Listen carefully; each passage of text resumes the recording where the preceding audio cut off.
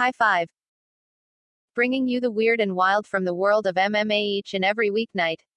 Welcome to Midnight Mania. Every time the Conor McGregor vs.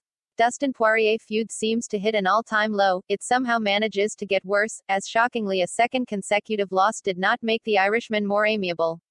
McGregor's denial in his immediate post-fight interview was captured by Joe Rogan and the UFC broadcast, but it's become apparent those angry words were merely the tip of the iceberg. In a clip that has quickly spread around Twitter, some of McGregor's shouting is discernible. The exact words may be up for interpretation, but it's very clear that he's threatening Dustin Poirier. For my money, it's the finger gun to the head and, in your sleep. Yells are also rather clear. There's some debate as to whether or not McGregor actually says, "You and your missus," but it sounds reasonably clear to me, and it certainly fits with all of the other trash talk notorious sent in the direction of Jolie Poirier. Take a listen for yourself. Again, the specifics remain unclear, but the general message is definite.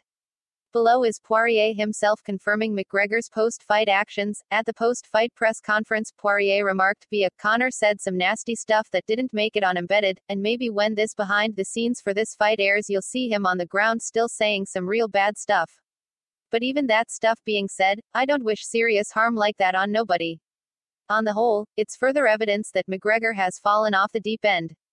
Oddly enough, his threats are also something of a cell phone. McGregor needs his opponent to be asleep in order to do anything.